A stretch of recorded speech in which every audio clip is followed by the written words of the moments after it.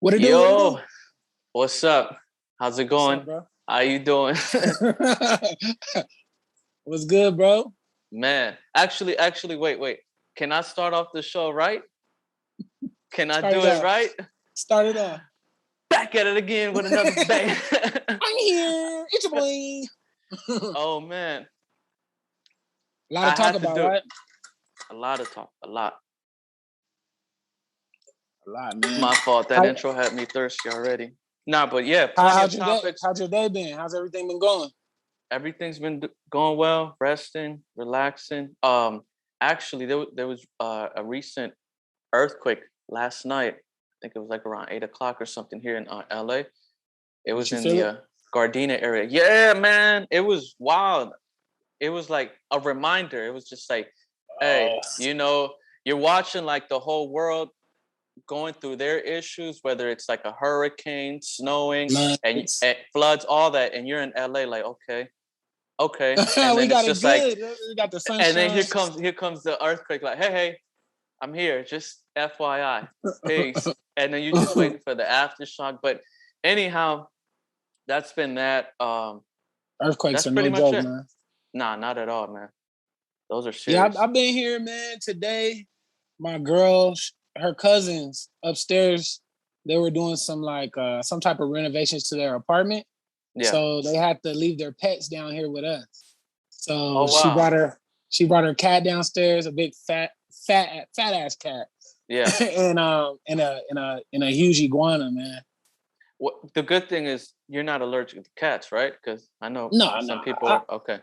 yeah, I like cats. I mean, I'm more of a dog guy, but Yeah. I have no problem with cats. Cats mind their business, you know. Yeah, cats are real independent, like really Yeah. independent. Yeah, that's cool. Well, anyways, I wanted to actually discuss quickly about like Jay-Z and the Blueprint since we didn't talk about it like a few weeks back, and Oh, just wanted to reminisce about the album because I believe it's its anniversary of the Blueprint, right? And it was actually released the same day as 9/11, so it's been since then that that album's been released, and so it's a lot of and jewels in yeah, that and album, since man. that's one of those albums that we actually grew up with, and it was Yeah, like possibly the first Jay-Z album of our era, like yeah, right in the right, like that was a yeah. what we our I went introduction to back. Jay-Z, and it's crazy. Yes, Think about this, yes, as the same way as the Blueprint was the introduction, Stillmatic was the introduction, and to me, those right, two albums are like what kind of starts Jay's career, or not, how it restarts it. It goes from the classic of Reasonable Doubt to his albums in between, and then it's like here comes the Blueprint to restart it for the next generation. And I feel like that that was era. our Reasonable Doubt. Whereas the same thing with us, Stillmatic was to Illmatic. Like Illmatic opened Nas's career, brought him to his peak. All these other albums were cool, but they weren't getting as a great recognition as Illmatic. And then here comes Right, Stillmatic right, and restarts it. And it's crazy right. that both of these guys are beefing during that time, or that's when their beef starts. It was an amazing Legendary. time, yeah, It for sure. was. It was. That was, man. What did you think about or what does the Blueprint bring to you? Blueprint. Yeah, Actually, you had the blueprint yeah, in eighth grade, bro. You had the blueprint. I I still went to do. your crib. I am the You were Blueprint now. I'm you messing was with you. listening to it. You was listening to it, and I'm like, what is this? Like Jay-Z. I always heard of Jay-Z, but what is this? You know what I Yeah, mean? And I yeah. remember you burnt the CD for me and brought it to Hey, come school on! Why you and gave saying me my the. business? Now I'm gonna get. Oh man. Oh, Anyhow, it's over 7 years. That was over 7 years okay, ago. cool, cool. Statute of limitation. The But past. yeah, All right. man, that album molded me. I can say like that's one of the Nice. hip hop albums that stuck with me. You know what I mean? That and Stillmatic, of course. Well, Stillmatic. It those was are like two this. albums in their peak. Like those two albums, to me, the Stillmatic revived Nas's career, and Blueprint surpassed Jay-Z to the pop culture in a Like sense, it and to like solidified him. It put it him solidified him and gave him the key, the throne.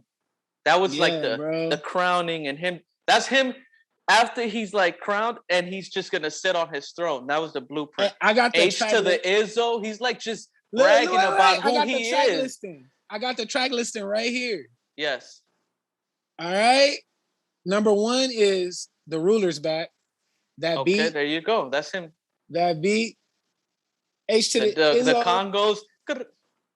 Izzo, you know, Dun, dun. jigga that. Well, that's what I'm saying. Izzo's just like him, just being cocky and saying, "This is my name. Let me introduce you to myself again. My I name do it is for H." the culture.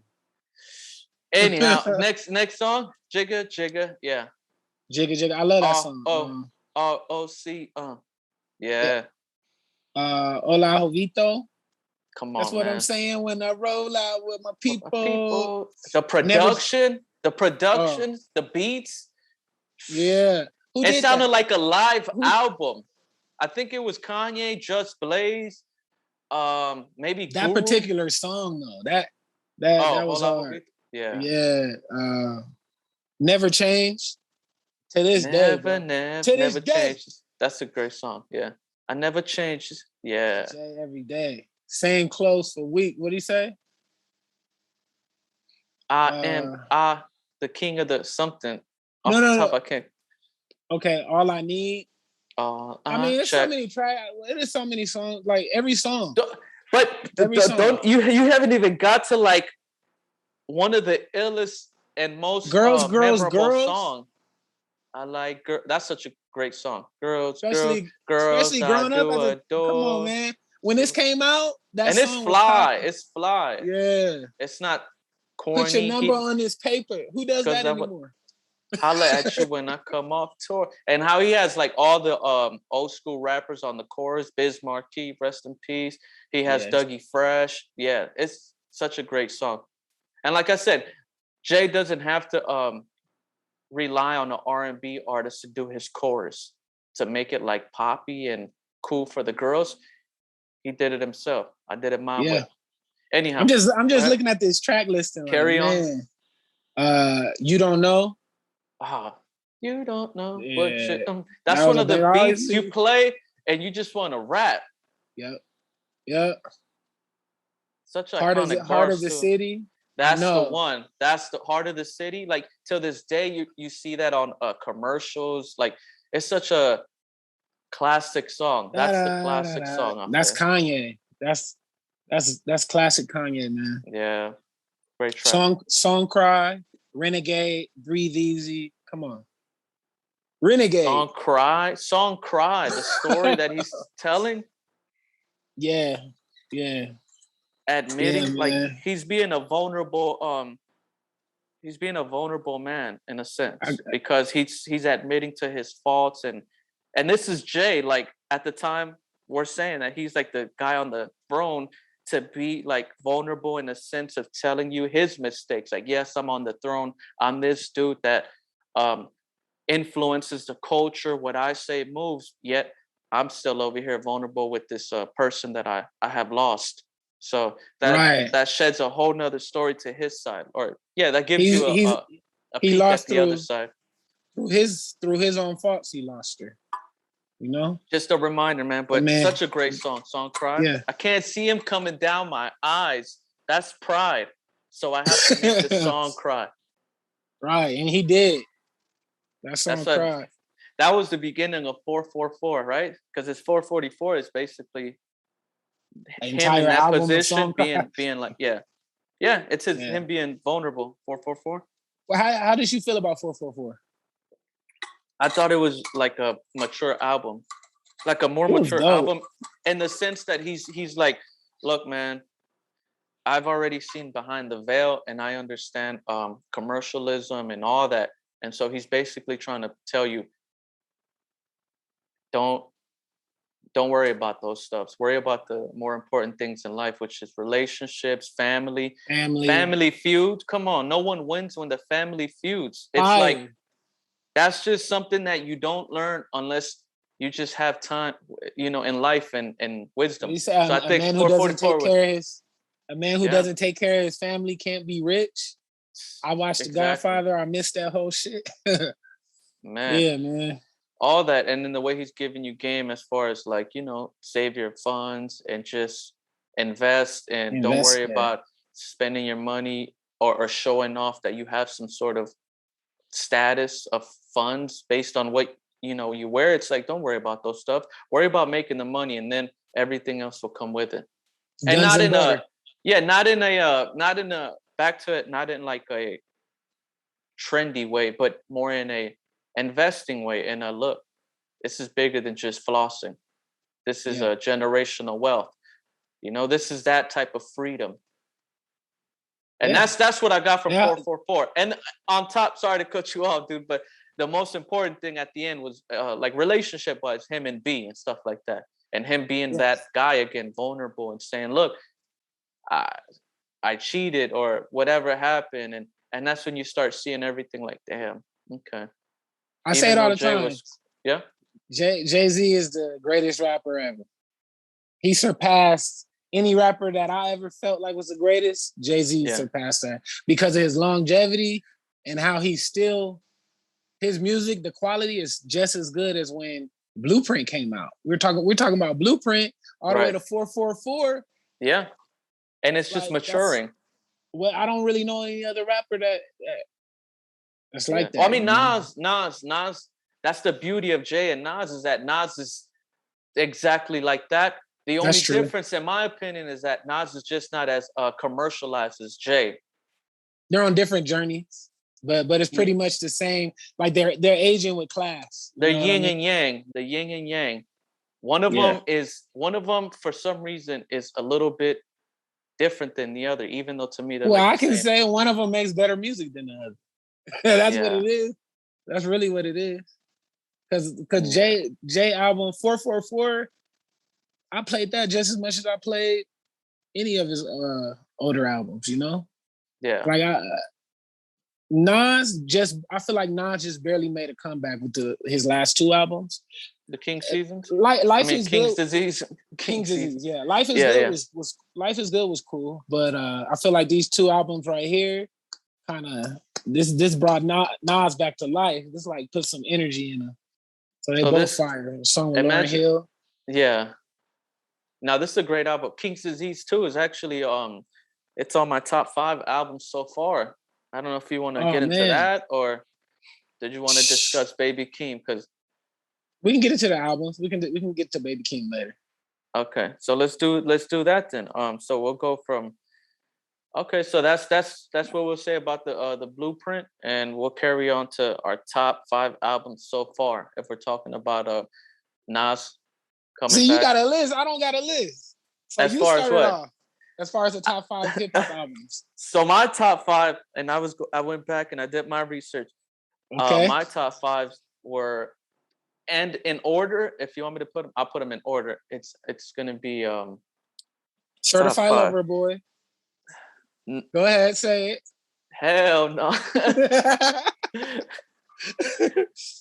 That's not even, you can't even compete with that. That's like the classic of all times.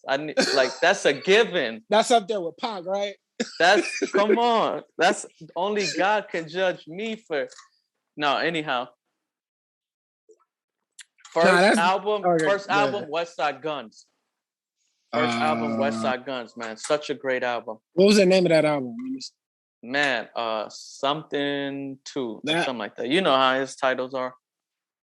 Not Pray for Prayer. It was like, Hitler wears Hermes, right? Hitler wears. Yeah, that's what I want to get it right.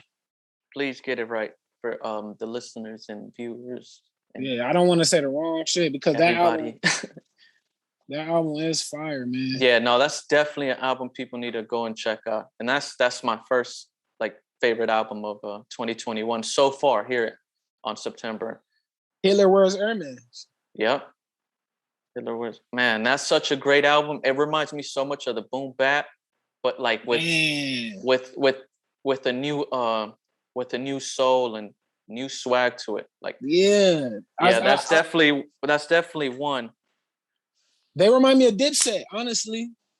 The whole Griselda guys, they got that. They put off Dipset 2.0. Them vibes. Yeah, they put off that New York vibe. You know what I mean? Yeah, they do it. That fly boy. Yeah. Yeah. New York has been missing that Excuse for a while, man. You know, Well, New it's York has crazy. been. It's crazy that you say that because like I was actually thinking, when was the last time that New York was actually doing other people's music? Like, or should I say, let me rephrase that question. It's actually, when was the first time that you noticed that New York wasn't being New York? And I think that at that point in I already time, know. that's when it changed. Because remember, New York was just known for being New York, right? Like even the West Coast had their music and they had the 90s with gangster rap, but New York still kept that gritty New York. Like you had DMX who didn't change. He didn't do gangster rap. He might have done one track, but you know what I'm saying? And New York still kept their sound. But I think around the South era is when New York eventually changed their sound to the South as well. You think so? I think ASAP Rocky. I think ASAP Rocky started it. And with the whole South. Guys like French Montana. Yep. Yeah, like those guys. I think they're the ones who kind of like did it and then showed it could be like popping. It could be profitable or you know what I mean? Because ASAP Rocky was for sure. Yeah, Purple, Swag, the Houston, the Screwed, yeah. Mm-hmm. Even the way the melodic ways. Yeah. So I think from there on, it's when like I think New Yorkers kind of like looked behind the veil and said, you know what, we can do that music too. And then they started. But you know what's dope about that? What's dope about that whole thing, the ASAP Rocky the New York taking the South and doing that? It made the underground artists in New York go way harder, bro. Yeah. Because during that time, it was like the underachievers was bubbling, the Flatbush Zombies. Right. Good point. Joey the Badass whole Beast Coast. Beast Coast. Yeah. Like that, you know. Such a great mixtape. Joey Badass first mixtape, 1999. Oh man. That was classic. Yeah, man. So no, you're right. That's what happens when it gets diluted or something. The good will get separated, and you'll see it. Yeah, that's the beauty of it. That's hip hop in general. When stuff gets too pop, it's always going to be something that's going to bubble from the underground that's going to cut through and going to be the next wave. Yeah. You know? Well, that's my first album, West Side Guns. Okay. Second album is Baby Keem's, bro. Like, and I'll admit, this was the first album. This is actually the first listen to his music that I have ever listened to. You don't think you're saying that because it's I'm not saying it a newer album that just came out? No, I'm saying it because this is the first time I've listened to this guy. And apparently he's been on the radio before and I paid no attention to it. I listened to this album and for him to set the bar that high, like that album is amazing, bro. I give it, and to me, it's a classic. Damn, you give it that much? I can listen to certain albums and say, I'm going to come back to this in years and years to come. And I can listen to certain songs and just listen to them like on loop. And he has a few of those. And this is my first time listening to this kid. Okay. And the way his production, the way he breaks down the beats, like I listened to the first song, the intro, Trademark USA. I believe that's what it's called. If you have the track list up. Wait. Are we going to get into the... You're doing your top 5, right? I'm doing my top 5. I'm just okay. I'll just. You want to wait for the Baby Keem review? Or do you want to just? Let's just break it down during my top 5. Or okay, all right, yeah. Let's just break it down. So not only this is my second favorite album of 2021. This is also the Baby Keem review. Okay, so this is part of that. Okay. So track 1. No, so track 1, Trademark USA. Bro, I'm listening to that. Is that the title? Like Trademark USA, man. Man, I'm listening to it from the start to beginning, right? And I'm not looking at my phone or looking at the time. Just listen to it like a regular album in my zone and visualizing. And I'm like, how long is this song? Or did I already listen to 3 or 4 songs? Because the way he was just, and it was still the first song. He broke it down like in 3 different songs. Yes. And it was just like, okay, this guy is different. For him to make you visualize the song in 3 different ways and still enjoy it when as it one whole. when it first started, when that's like Trademark a whole USA, scene of a movie. when Trademark USA first started, I was kind of like on the fence. I was like, I don't know, man. But then that beat kicked in. Even the third, okay, man, okay, and then his delivery, his bars, the way he paints an image, like just if you could quote some of his bars, it's just simple and don't even get to his patterns. Don't even get to his patterns, like his breathing pattern. I can't. Only bars of Baby Keem's I could quote is a song with Kendrick, of course, the Family Ties song. Forget the Family Ties song, dude. The other song on this Pink album. Panties. Panties. The Scapegoat. Range Brothers. Is that what it is? Range Brothers. Let's get this shit. Let's get that. Top of the morning. Let's get this. Boom. Oh man. To me, it reminded me, and I guess it's just fresh off the verses with Fat Joe, Big Pun and Fat Joe. It reminded me of that, like, let's get how they're just like bouncing back and forth on some like that one song, The Twins. Because it was so fresh to my mind of an image of two great artists that collab and make such a great song. That was the first thing I thought about when I listened to Kendrick and Baby Keem. I was like, oh no, these guys, their chemistry is like Steph Curry and Clay, you know? Yeah. D-Wade and LeBron. Like that's how quick they clicked. And I was like, okay. It was just a quick soundbite of that let's get this. Top of the morning. That soundbite went viral and everybody was saying like, oh, this is trash. What's Kendrick doing? Transitions, you know what I mean? Man. And then they heard the full song. Yep. And it's like fire. You know what I mean? Because I was kind of on the fence, like, what is this dude doing? But fire. Yes, Issues. Sir. Gorgeous. Just stop me if any songs stand out to you. South Africa, Lost Souls. Scapegoat. Coco. Did you say Scapegoat? Did we pass that or you get into it? Scapegoats was fire, man. I would say like the first 4 songs on the album start off strong. Yeah. And then it gets to Issues and he starts singing a little bit, being a little more melodic. Right.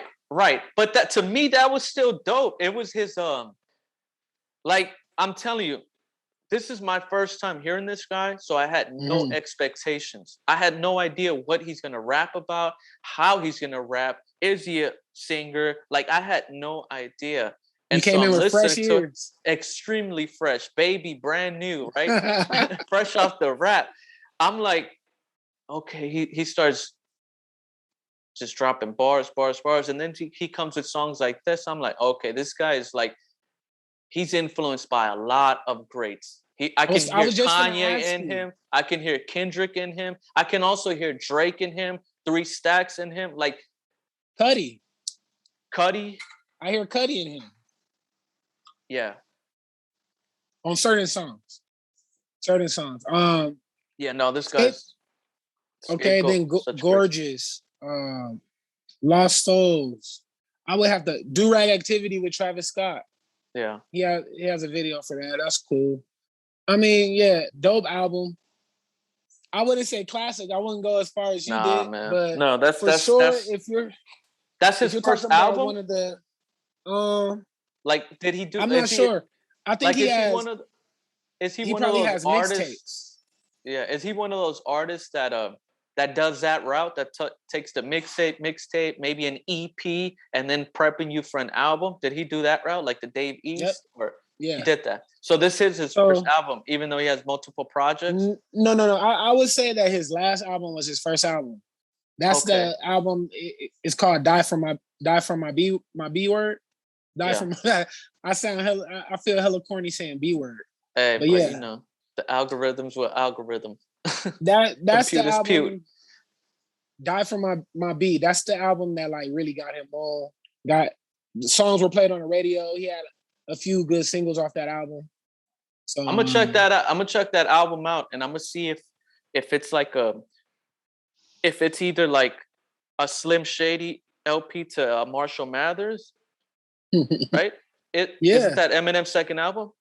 Yeah. And even though his first album set him up for that classic second, because I'm telling you, this is my first time listening to him, and I listened to his second album, and he sounds like a seasoned, like he knows what he's doing.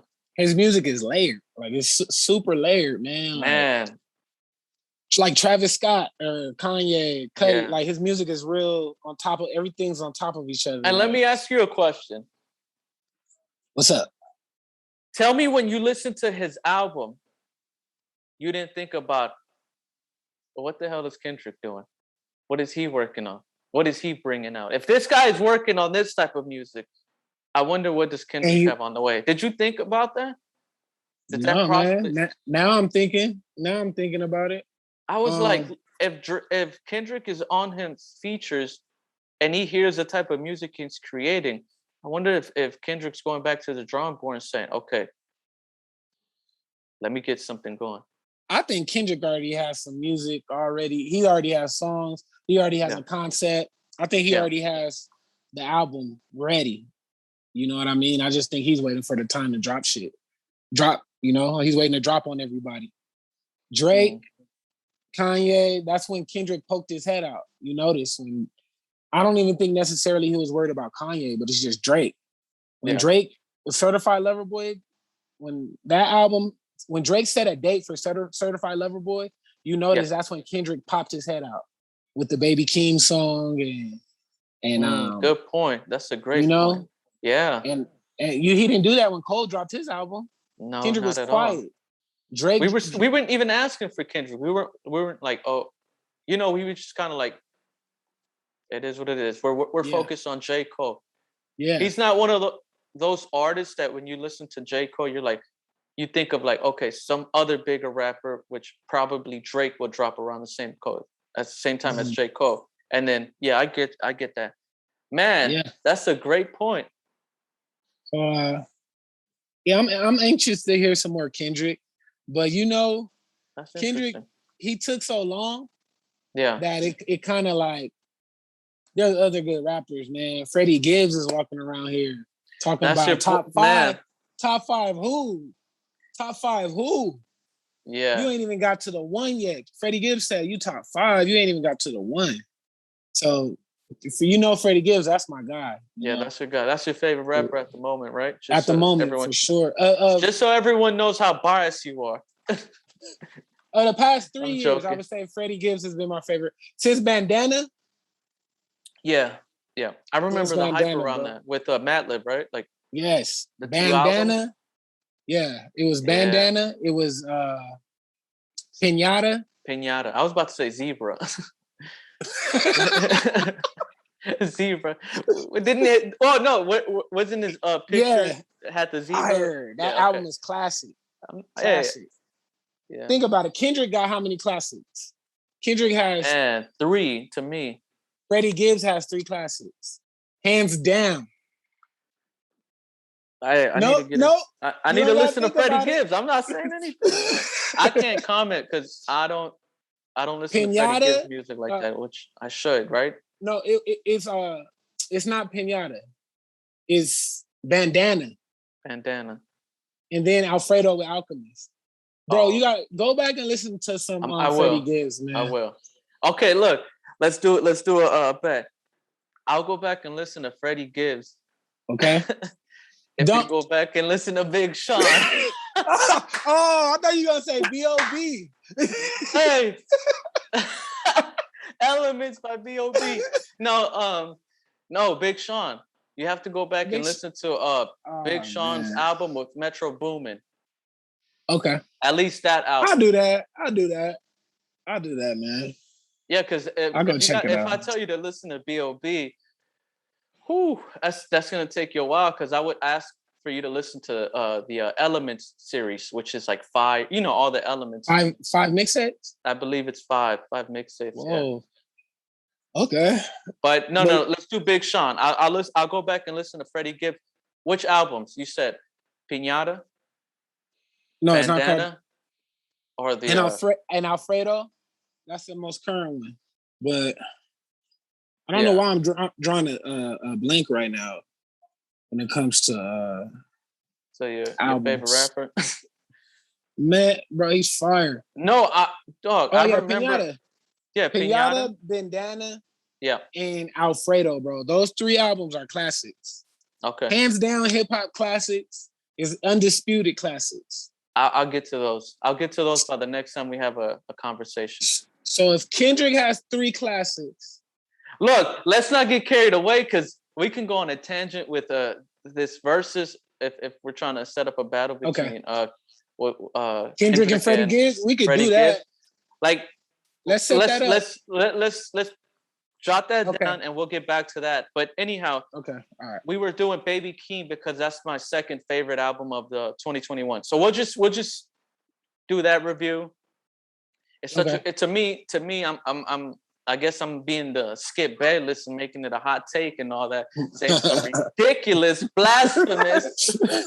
And I'm what saying you're saying is ridiculous. Skip. No, so what I'm saying is that it's a classic.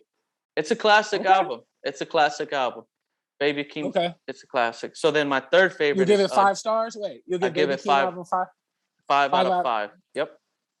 I'll give it 3.5. 3.5 out of 5. All right. What's your? Okay. Hey. No, it's it fine. Was dope. It was fire. But all right. Third one is J. Cole. I went back. I listened to it. Yeah, J. Cole. Third favorite. Third favorite album. We know J. Cole. We know what's up with him. What'd he say? Put an M on your head. You Luigi brother. That was such a when that line dropped, such a quotable line that just caused havoc in itself, and that was just a bar, right? Let's be honest. It was. Talk to me nice. And then he also brought that boom bat sound and just was a little more commercialized. He always does. Yeah. He didn't go to like a commercial side. He kept it the way he usually does. That's definitely gonna be in my top 5. So yeah, J. Cole, such a great album. I don't know if you have the track list. I mean, I got it. I didn't know whether you wanted to. You see the man back there, that guy. You see that guy, right? Damn. Oh, you see the Dipset. So anyhow, he's on the intro. I had no idea. I'm like, what? Okay. Yeah, I thought I was watching YouTube and listening to Spotify at the same time. You thought it was a commercial? I don't know what the hell was going on. So I paused it and I'm like, wait. Okay, so if I pause Spotify, it pauses everything. So I'm not watching YouTube and listening to Spotify. I restarted and I'm like, oh wow, Cam is introing his album, and I can hear you hear the intro, the instrumental, right? It's that dun, dun, dun, dun, dun, dun. Yeah, that's that East Coast. That's the Rockefeller era. You thought when Cam came on, it was a Spotify commercial introducing J. Cole's album? Something. Cam was like, hey, yo, this is J. Cole's album you about to listen to. Yes. I was like, yo, wait, Cam is not promoting Pink Panther? Oh, that's wild. J. Cole had to drop the bag on Cam. Man, he said, yo, flee. Cam that was said, classic. Look, Cam said, I'll do your intro if you're on Killa season 2. Oh. J. Cole's like, when is it? J. Cole's like, when is it dropping? I can't tell you that. We don't know. Shit. Anyhow, that's my third favorite album, the J. Cole. Fourth, I would say is fourth. Oh man. Wait. You want me to throw out some albums for you? Because I know Donda is there. Donda is probably my last album. You'll put Donda in album of the year? That'll be number 5. Yeah, for me, yes. Donda. I appreciated Donda. I like Donda, dude. That's a good album. That's my favorite. I know there was one more. There was a fourth one. Of course there was a fourth one. I just can't recall. The Plugs I Met 2 came out. DMX Exodus came out. Money Bag Yo. Nah. You ain't rocking with Money Bag Yo? Yeah, he's cool. No, it's not that. They're not pulling up everything. Who was it? Isaiah Rashad. You gotta listen to that. Yeah. The Judas and the Black Messiah soundtrack was fire with that whole song. Drake's Scary Hours. No, it's not Drake, not the CLB. What the hell is my fourth album? Maybe I'll give. That was a good album, yeah, but not my fourth. Okay. We'll get back to that. Maybe while you say your top 5, if I can recall. Nas album. Oh, that's what it was. King's Disease 2. Yep, King's Disease 2. That's my fourth favorite, and then Donda's fifth. And we've already talked about Donda, so we know exactly, to me, why it's my favorite. Like, if you go back and listen to the previous episode I'm discussing. So yeah, that's my fifth album. King's Disease 2 is such a revived album from Nas, like one of those Illmatic, Stillmatic. It's that, like, after those years, he's gained more wisdom and knowledge, and now he's dropping it. That's what I was saying. Like, yeah, when we were talking about Jay-Z and Nas and how, like, they're both similar in a sense, because the way 444 is, King's Disease is basically him dropping jewels and gems to, like, the next generation of, how to gain funds and be independent. And that's why it's like Jay and Nas, man, the yin and yang. And they're both great guys. Yeah. They both have their pros and cons. Like, I don't think we want to get into that because there's no need to, but that's just a reminder that they're just humans like us. But they drop. You ready for my 5? Yeah, come on, let's get it. Okay. I'm going to go with, damn, man, Kid Cudi came out. Yeah, but I won't be biased. I'll be honest. It's definitely like top, maybe top 20. All right, my 15. Number 5. My number 5 is Vince Staples. Okay.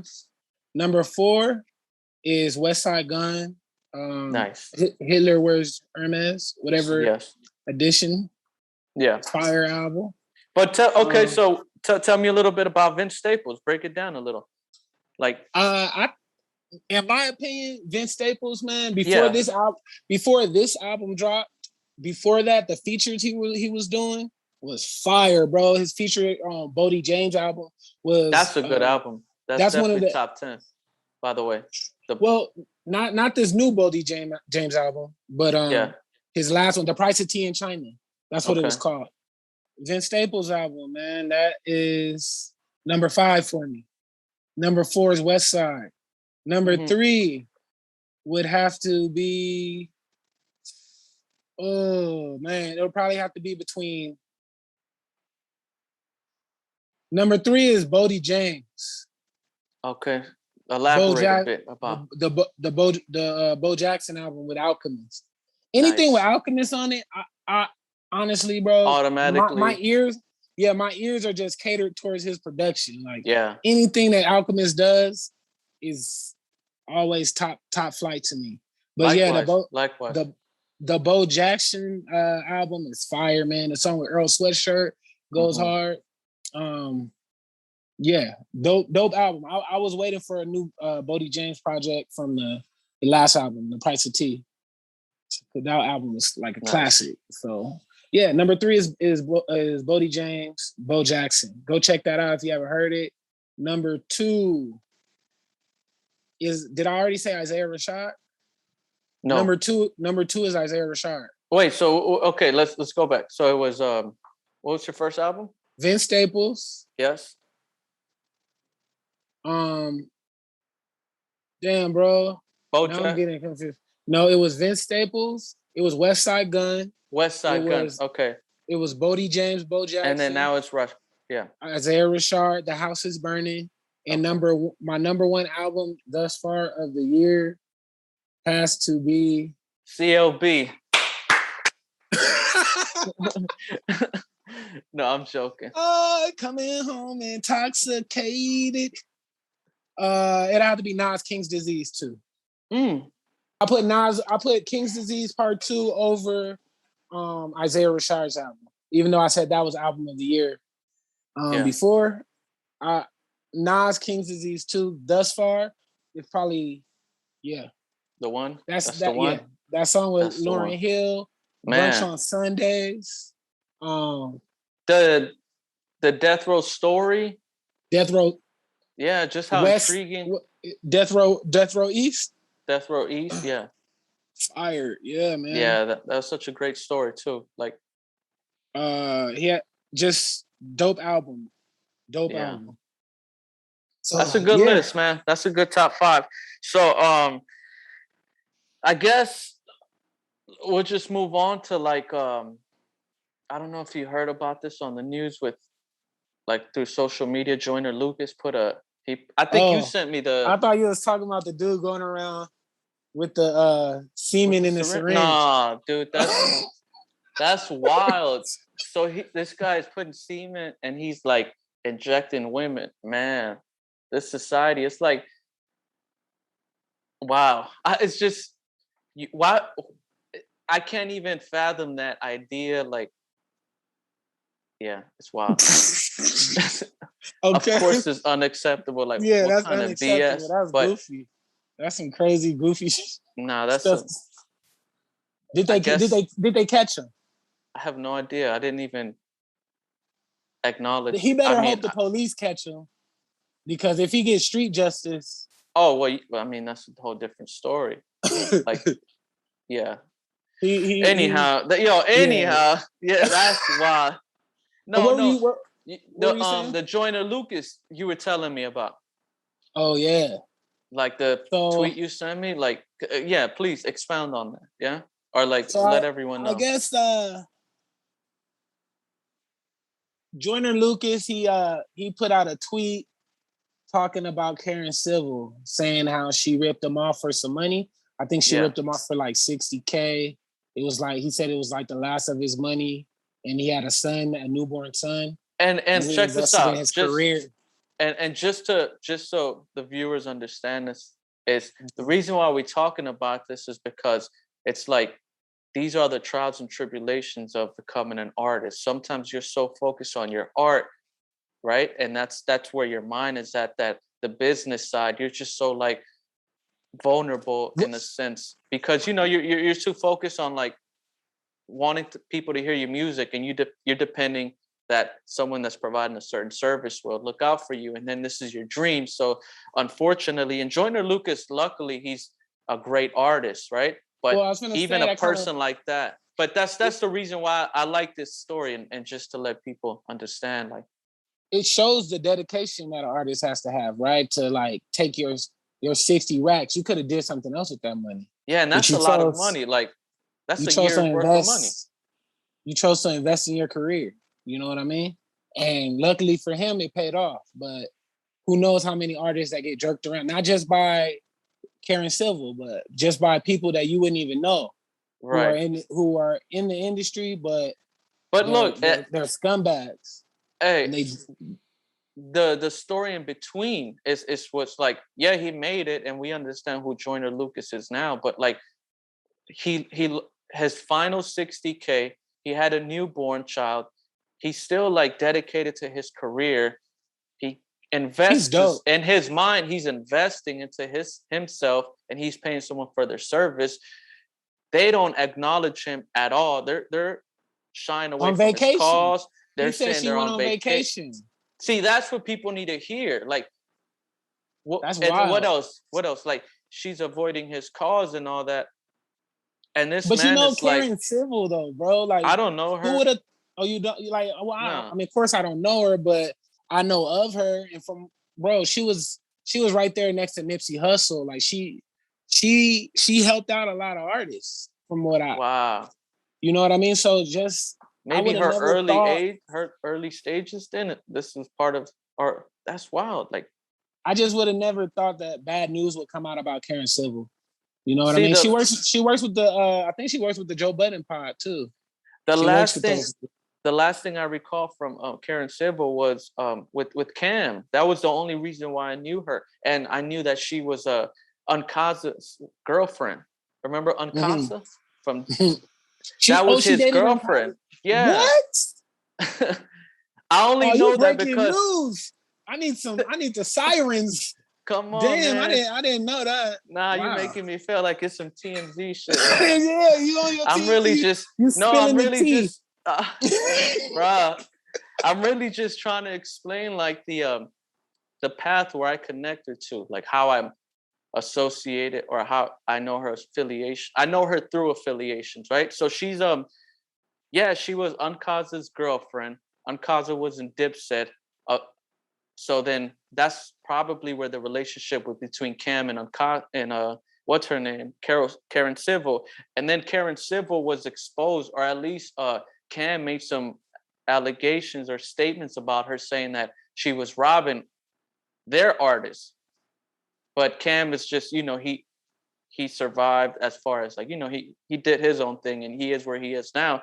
And then now you hear a story about this with Joyner Lucas. And that's where I'm seeing it from. I didn't know she worked with Nipsey Hussle and she made other artists. That's why to me it's like, wait, I didn't know she was that side. What's that noise? What the hell was that? That's the air. That's the air horn. Nah. Nah. Yo, that sounds like your state is going under under support, martial law. No, that's we need support so we can up the production value. You know what I mean? Yeah. No, that sounds like the martial law is driving around your building honking the sirens. I was like, wait, what? Hey, anyhow. But yeah, I heard that.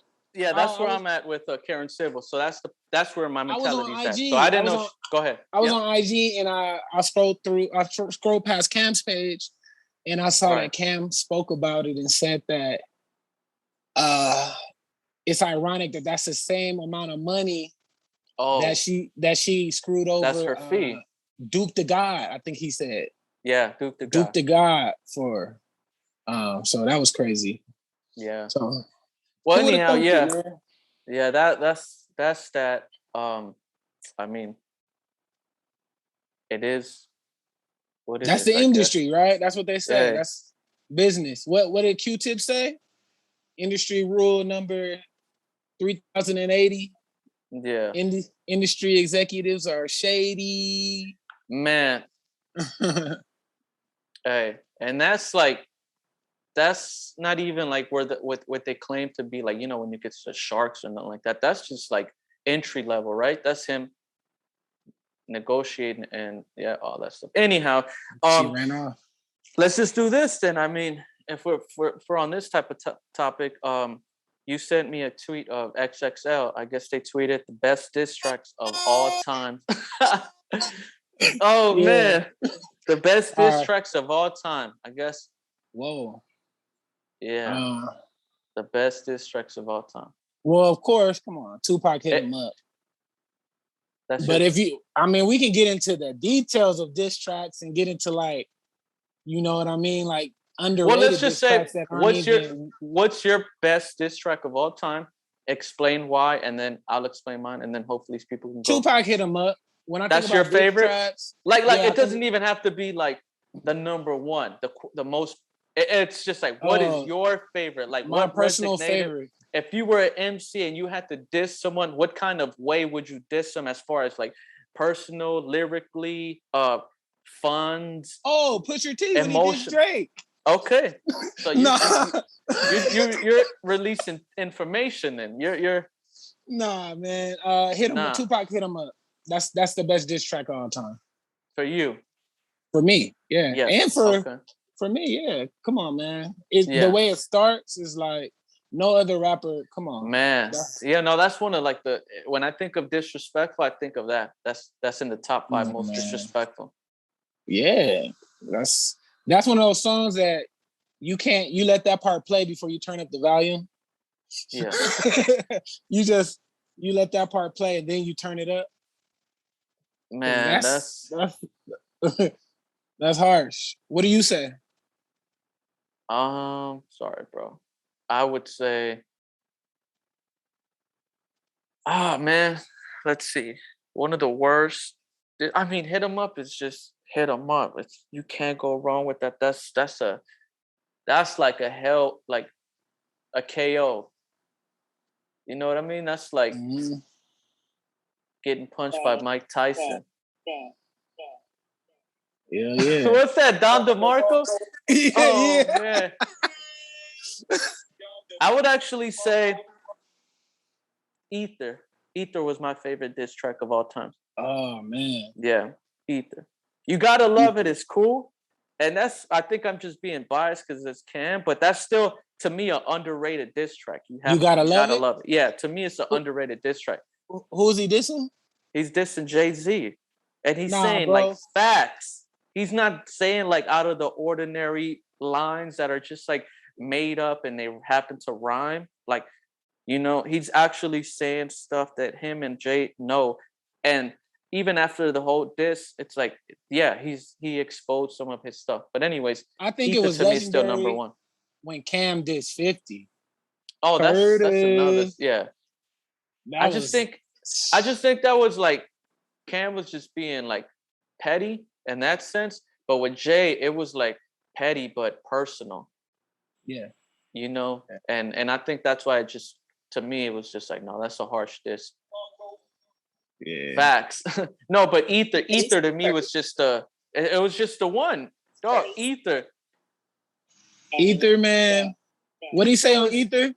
He made us look up the word ether, and until this day we understand what ether means now. Like we understand that song started kind of cold too, though. That song, the way it started, dun dun dun, dun dun dun dun dun.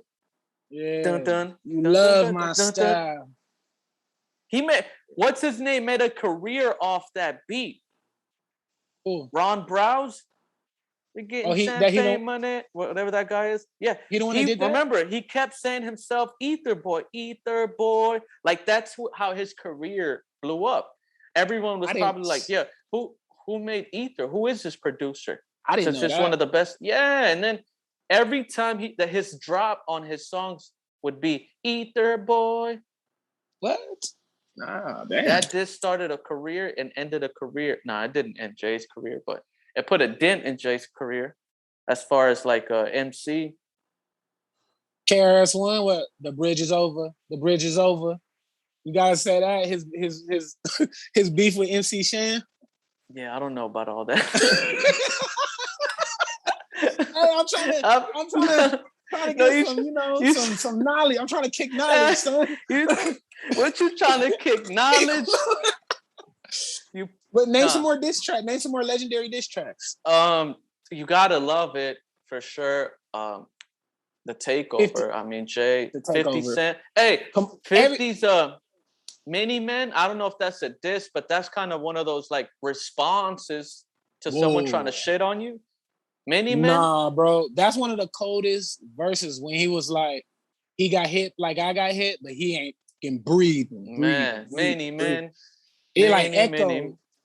It echoed like breathe. You know, that's the Kanye West. Red.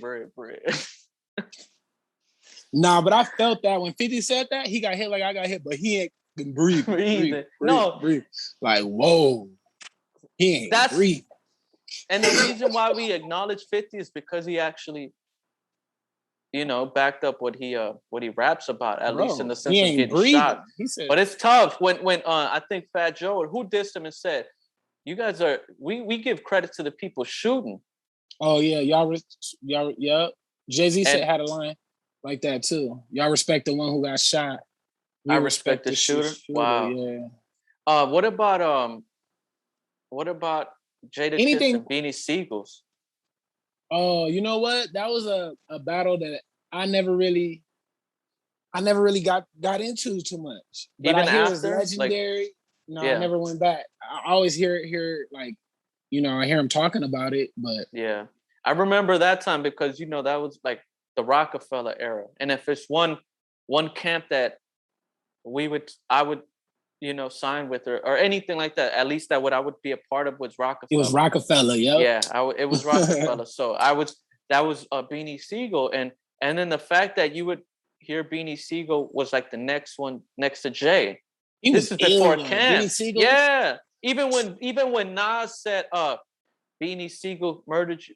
What did he said something saying that Beanie is better than Jay. So then you would just go back and listen to Beanie a little harder to realize that, okay, let me really listen to this guy then. And Beanie had a line, bro. He said, and the beat coming, and then he dropped beat coming. But anyhow, Beanie said a dude who pull a gun and won't bust is like a girl who man, Beanie has some bars, bro. I'm not even. Beanie, and then Beanie was one of those guys that was just like street real dude, legit. Yeah. Yeah, he was just from Philly and all that, and that was their area. 50, bro. Philly, 50 Cent though. The Get Rich or Die Trying album. It was a bunch of diss tracks on there. Well, Back Down. Wankster was a very popular. Back Down. Back Down. Oh yeah, with Delicious. Look at me. If you look closely, 50 don't. NYPD, LAPD. Yeah, that's your mother. No, that was just. Like me. Sound like no. What was another good beef that man?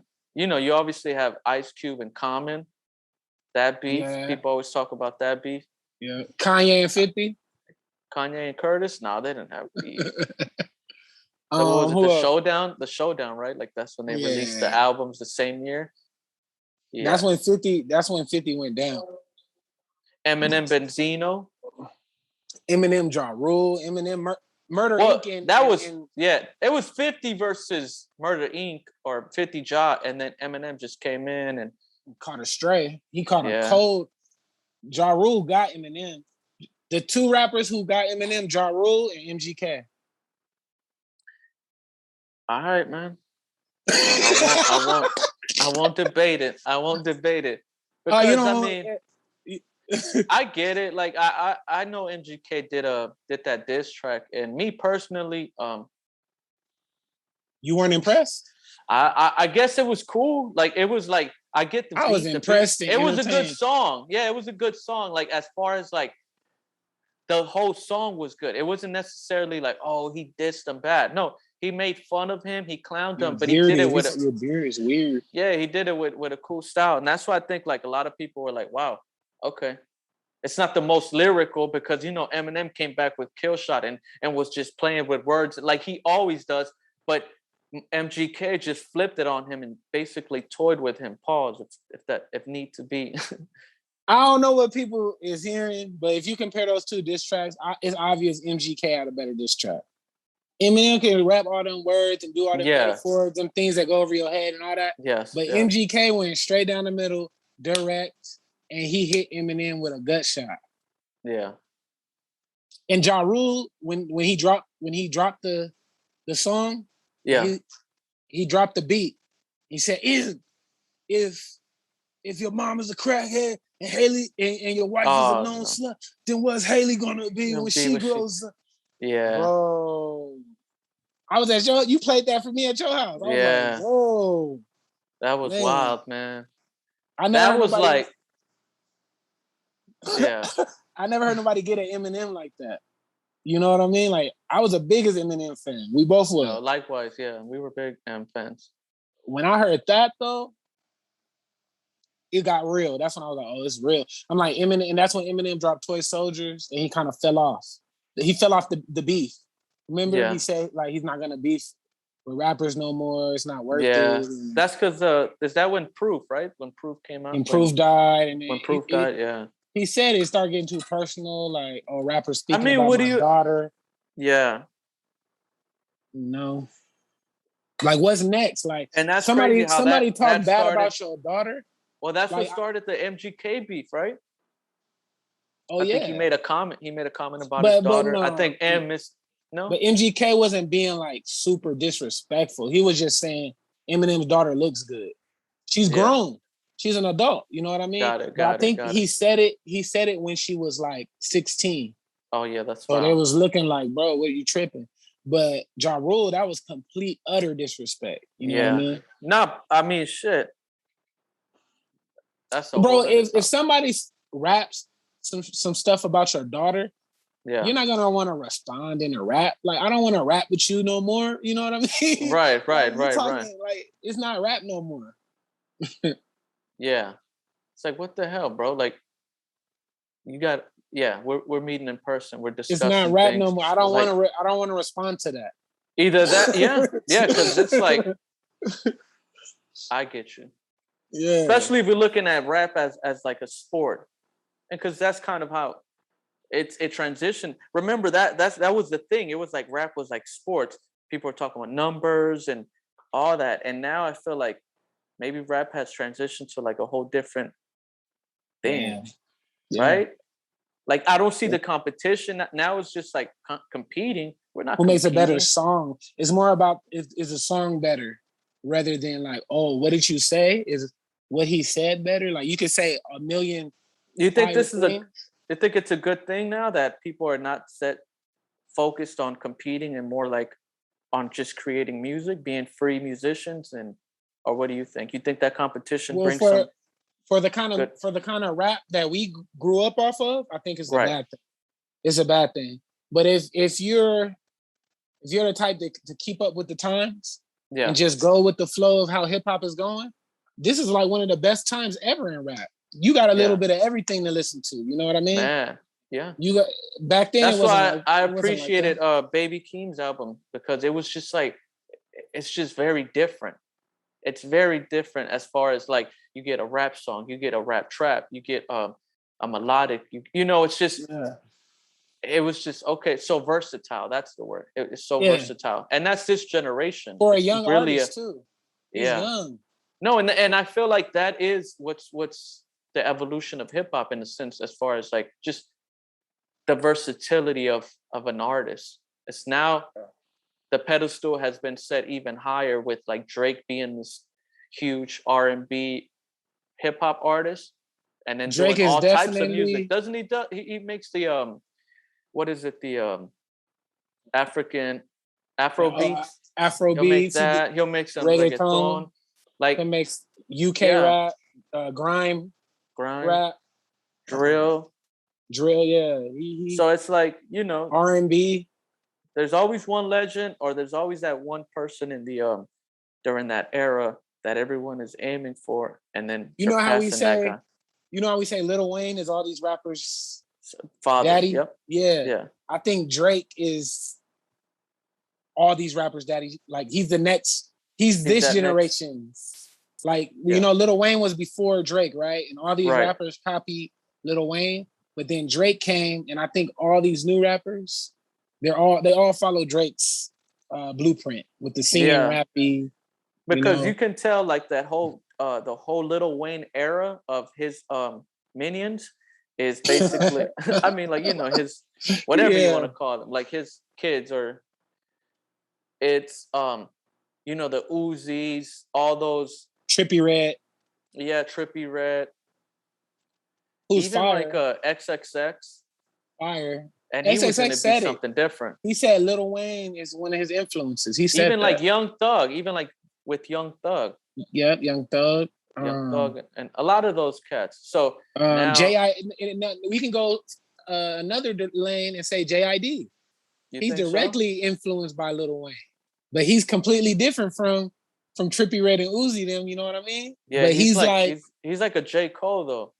Nah, bro, he's like Wayne. He's like Weezy. Yeah, the way he raps. Or M.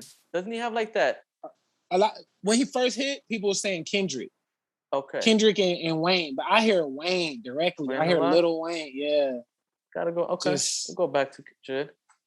But yeah, Lil Wayne is the GOAT for sure. He's the GOAT. All right, the GOAT.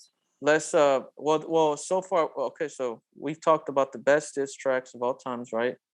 Mm-hmm. At least like for our opinion, the top 5 albums so far. Oh, bro, were you able to listen to about what's up? How do we talk about diss tracks and then speak about Donda, Kanye dissing Drake, and Drake dissing Kanye? We kind of missed that one. If we're talking about diss tracks, we should have brought that one up. But the Donda, oh, okay, that whole diss. I mean, I think we were just because it's like diss tracks of all time. Okay.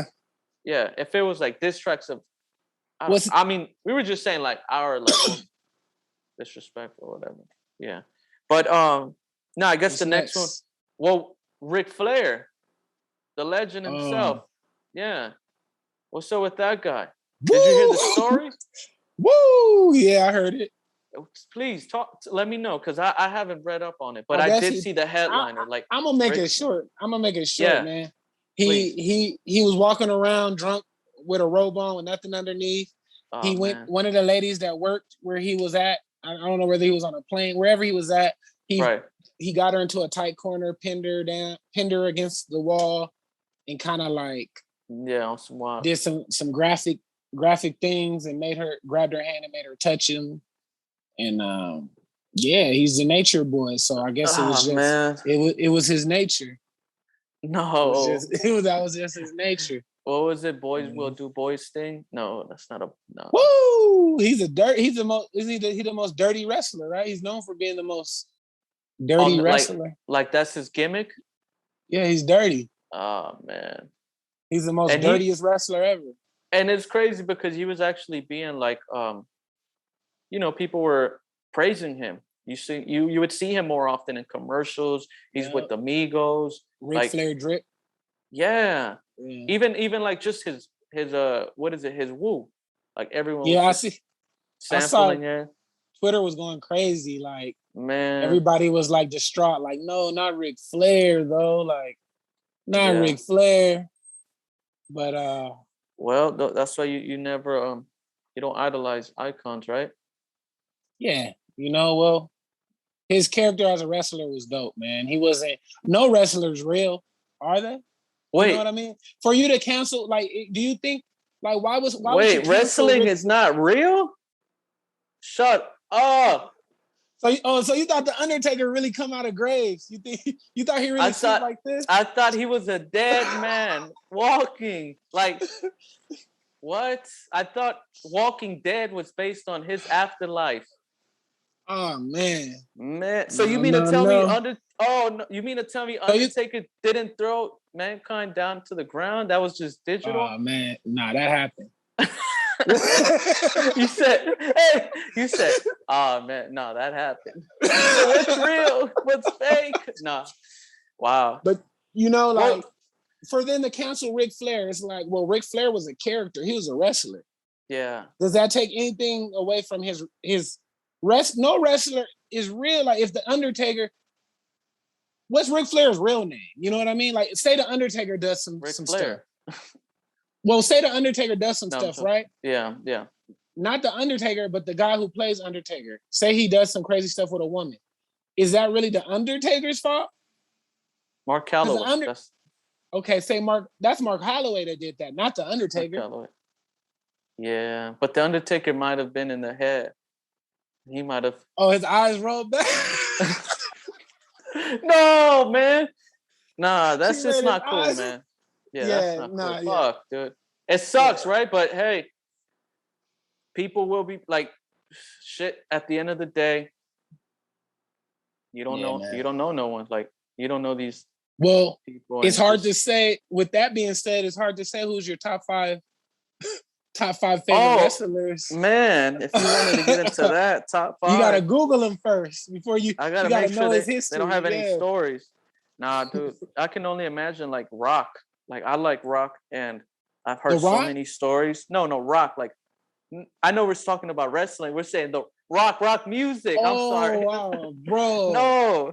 I thought you were about to say what The Rock has something. No, I'm saying how, like, if we start getting in depth into different arts, like rock, different music genres, it's like you hear so many stories about the 70s, 60s, and it was lit though. Wow. Like during that era, like, I'll be honest, man, it was lit. Like, I guess it's a good thing that people are becoming more like woke and aware of things.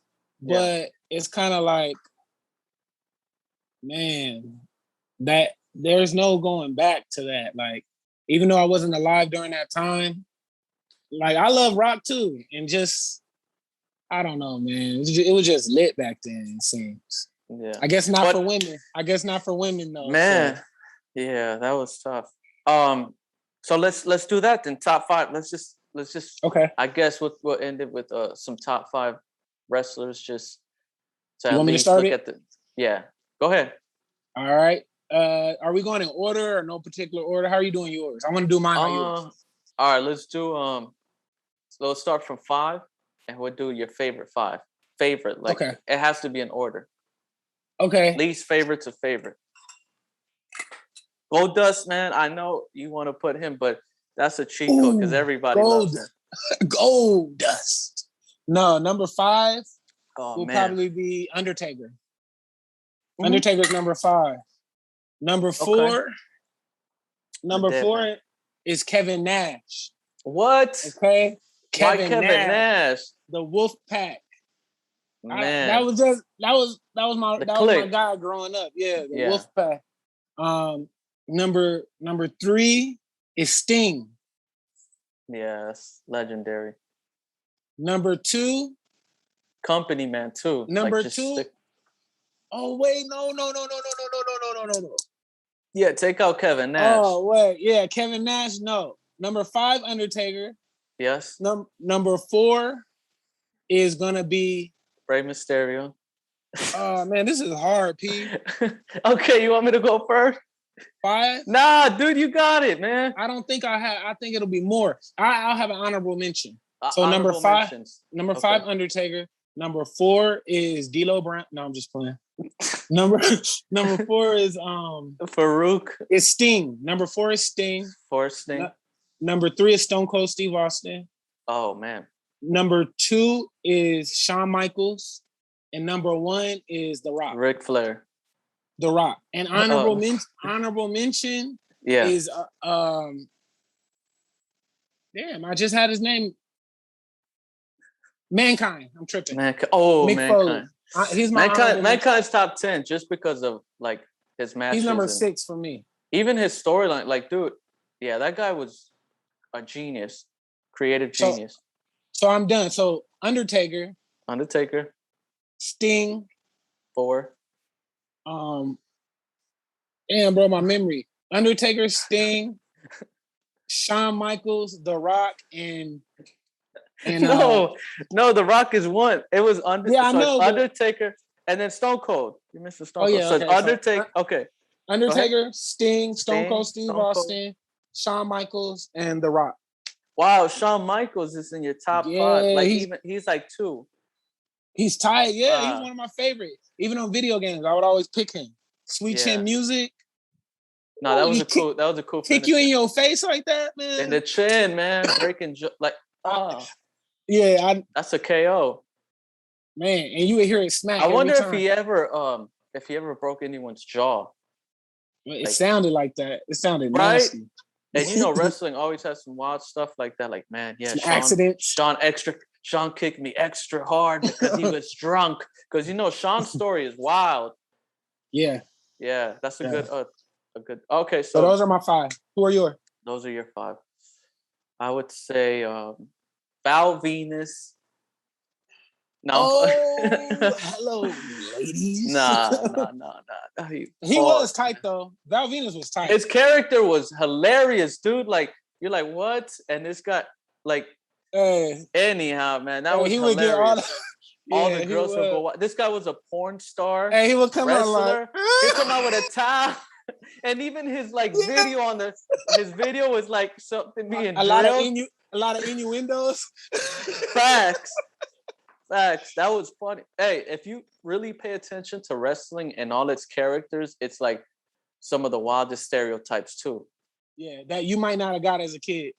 Oh man, that's like watching some of the like cartoons, and you see all these things behind the cartoon, and you're like, what?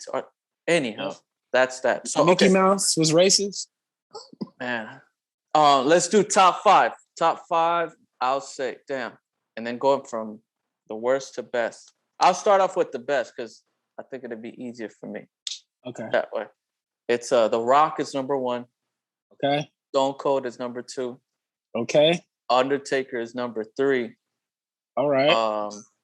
Solid. Chris Jericho is number 4. Okay. And Al Snow. Triple H is number 5. That's solid. Yeah, that's a solid list. Honorable mentions. If I have to say an honorable mention, it'll probably be like someone like man, Macho Man was cool. Macho Man. Now you like taking to be it a back. character? Yeah, no, that's You taking it back with Macho Man. Yeah. Now Hulk Hogan? Was you ever a Hulk fan? Never did the vitamins or whatever. Yeah. I was in a Hulkamaniac. Nah. Yeah, brother. No. Come home with a ripped shirt. It's like, God, again? Mom, come on. I had to drop the leg. What is it? That's his finisher? A tree trunk leg that or was something? A lame finisher, bro. That's at least Macho Man will get at the top and do some elbow. Yeah. That's a solid 5 you got. Can you think of any other wrestlers that come to mind when you think about, that era? Road Dogg. If I have to throw like some B-sides, it would be like Road Dogg. The Road Dogg was cool. He was funny. Dog. He has some cool, but obviously he was just like a B-grade character. Road Dogg. He was cool. Who else was cool? What about? Oh, dude, the Hardy Boys were legends. The Hardy Boys, yeah. Right? Like them against Christian and on Bale. What's the 3D? Christian. It was Christian and Bale. No, Christian. Christian Bale, the person. Oh yeah, she's fine too. Edge and Christian. No, that's a dude. Christian Bale, the guy that played more Batman. Oh no, I'm thinking right. That's Christian Bale. I'm tripping. I'm thinking about Jessica Biel. Oh, that's Justin. Okay, no. So yeah, it was Christian and Edge, the Hardy Boys, and 3D. They would always have like these amazing matches. Yeah, but the Hardy Boys and the Dudley brothers too. They would always they would always go the against Hardy Boys, man. Yeah. What about X-Pac was cool too. Oh, X-Pac. Yeah, his finisher. Nah, if we have to go through, this would be a cool topic if we just talk about like wrestling in general. Yeah. Okay, we'll go back. We'll get so in depth. Yeah, because we're probably just about to wrap it up now. All right. But yeah, man. Anything else before we head out? Like anything you want to talk about or? Nah, this has been dope. This has been another cool installment episode. of the It's a show, not a podcast. Podcast/show. Right. Whatever it is. Man. Yeah. You got to get on your Rick Ross, and it's a beautiful thing. It's beautiful. This is a beautiful thing. Nah, man. Anyhow, we're great just episode, ending now. Man. Yeah, good stuff. Till next time. What did Joe say? I bid you adieu. Peace. Peace.